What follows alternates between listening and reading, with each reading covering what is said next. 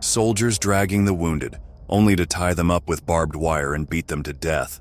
Others beheaded.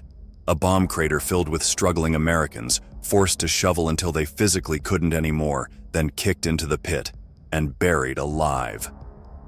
18-year-old Glenn Frazier and 23-year-old Fergus Anckorn witnessed horrors no teenager or young person should ever see. And they had to live with them for the rest of their lives. By the summer of 1941, World War II was raging across Europe and Southeast Asia. But the United States? They weren't in it. At least, not yet. For a 17-year-old farm boy named Glenn Frazier, the U.S. Army wasn't about war. It was about escape, a fresh start, a way out. Glenn was restless. He wanted more than the life he had. So one day he hopped on his motorcycle, roaring down the road like he had something to prove. He pulled up to the recruiting office, heart pounding with excitement. "I want to join the Army." The sergeant squinted. "How old are you?" 21, Glenn lied without hesitation, though he was some months shy of turning 18. It was his first big lie, but at least it worked, right? Well, he'd soon realize that it was one of the worst decisions he could have ever made, a decision that almost cost him his life. An hour and a half after stumbling into the office, he was officially a soldier. He had 3 choices: Panama Canal, Alaska, or the Philippines. The recruiter made the Philippines sound like paradise. So Glenn went to paradise, which, as we'll soon see, was anything but. It all started in December 1941. At the same time, another young man, Fergus Anckorn, was serving in the British Army. His unit was headed to North Africa, but it was too dangerous to go through the Mediterranean, so they went via Cape Town. He was working in the library when he noticed the American sailor in charge looking unusually grim that Sunday morning. Curious, Fergus asked what was wrong. The sailor's response was blunt and heavy with meaning. The Japanese bombed Pearl. So yes, on December 7, 1941, Japan launched a ruthless assault across the Pacific, starting with Pearl Harbor. 10 hours later, they invaded the Philippines. On paper, the American and Filipino forces had the numbers, but in reality, Americans were unprepared. The invasion kept coming. The only thing they could do was fight and hope. For 4 months they held on, and every day the same promise echoed over the radio. Supplies and reinforcements are on the way. They never came. And then there was 18-year-old Glenn, lured by promises of paradise. But what awaited him was anything but. It was a nightmare. Meanwhile, Fergus reached Singapore, which was under siege, relentless bombing and shelling. As they stepped off the gangplank, they were thrown straight into action. Fergus recalled, "When they train you, they teach you everything you need to know about fighting. But there's one thing they don't tell you: the noise. When you suddenly come into an action with shells and guns and mortars going off, it's stupefying. And that is how we landed in Singapore."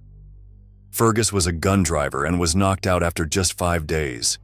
He was away from home for 7 years and 3 days, just to fight for 5. Then the line broke. The Philippines fell. 100,000 American and Filipino troops, now prisoners of war. The unthinkable had happened, and as Glenn stood among them, exhausted and defeated, he had no idea that the worst was yet to come.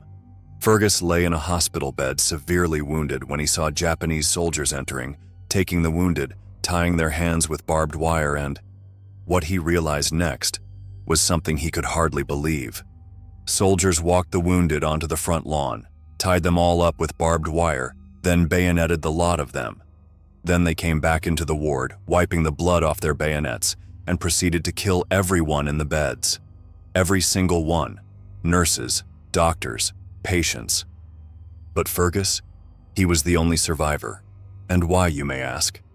When I'd been blown up, my right hand was just hanging off by the skin, and the blood was still pouring out of me, soaking my chest, my bed, and the floor beneath me. When they came to bayonet me, they saw all this blood and thought they had already done it. They walked on. Meanwhile, Glenn's promised paradise unraveled into a nightmare. At first, it was executions, one after another. Glenn could hear the gunshots. He saw the bodies. Then they stripped the prisoners of everything, except their boxer shorts. Their canteens? Emptied onto the ground right in front of them. And then the order came. Pick up your things, join the march. The Death March. 70,000 prisoners, 60 miles, no food, no water, no mercy. Those who collapsed? They were beaten. Some were bayoneted, others were beheaded, cut down in a single swing of a sword. 18-year-old Glenn saw it all happen, over and over again. A bomb crater filled with struggling Americans, forced to shovel until they physically couldn't anymore, then kicked into the pit and buried alive. 6 days, 7 nights, no sleep, no relief.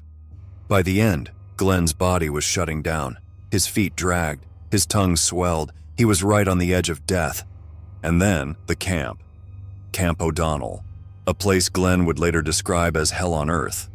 In October 1942, he and hundreds of other prisoners were crammed onto a ship and sent to a slave labor camp in Osaka, Japan. It was a bitterly cold day, and Glenn walked with his hands in his pockets, an act that nearly cost him his life. A furious Japanese major slammed his fist on the desk and declared, "Take him outside, we're going to make an example of him." The POWs were gathered as the major pressed his saber against Glenn's neck. "Do you have any last words?" he asked. Without thinking, Glenn replied, "You can kill me, but you cannot kill my spirit. My spirit will haunt you until you die." Superstitious. The major hesitated. Instead of execution, Glenn was thrown into solitary confinement, a 5 by 5 foot hole in the ground for 7 days and nights. He lost all sense of time, place, and even his own identity. Only one thing kept him going: hatred. That hatred deepened when Japanese fighter planes bombed and strafed the camp hospital, killing 115 wounded soldiers and nurses. As Glenn and another prisoner ran for cover, they split into separate ditches. When the dust settled, Glenn looked for his friend, only to find his severed foot still inside his shoe. Meanwhile, Fergus's story continued on the Burma Railway and the famous bridge on the River Kwai. Forced labor was endless. Beatings were endless. They built a viaduct in 120-degree heat, creosote blistering their skin on contact. One day, Fergus, his body already shattered, was ordered to climb a 100-foot structure. He tried to refuse, but the guard left to find something to beat him with. By the time the guard returned, Fergus was slowly, painfully climbing. At the top, his body shut down. Vertigo took over. He clung to the edge, unable to move. The guard shouted from below. Fergus couldn't respond. Within seconds, the guard was there. 5 gallons of creosote were dumped over him. The pain was indescribable. His skin burned. His body convulsed. He was thrown into the river, left to die. But the burns saved his life. He was taken away from the railway for recovery. 3 weeks later, every friend he had made there was dead. Then came the execution orders. 5 prisoners were selected at random, driven into the jungle and lined up against trees. A machine gun was set up in front of them. No blindfolds, no explanation. They stood there waiting for the bullets. But the bullets never came. Minutes passed. Their knees shook. They whispered to each other, "Why don't they just do it?" Then, just as suddenly as they had been taken, the soldiers packed up the gun and drove them back to camp. The war had been over for 3 days. But for Glenn and Fergus, the war didn't end with freedom. The nightmares continued. The hatred burned. Glenn carried it for years, convinced he would kill a Japanese soldier before he died. Until one night he woke up crying. He had to let it go. He had to forgive. It wasn't easy, but over time, they saw things differently. The Japanese weren't monsters. They were people, brainwashed, controlled, manipulated. They had been taught to see their enemies as less than human. And finally, after years of torment, Glenn Frazier and Fergus Anckorn found peace. They spent the rest of their lives speaking about the power of forgiveness, not just for those who had wronged them, but for themselves. If they could do it, whom do you have to forgive? Thanks for watching. If you found this story as intriguing as we did, make sure to subscribe, hit that like button, and stay tuned for more episodes of Dark and Strange. Until next time, take care.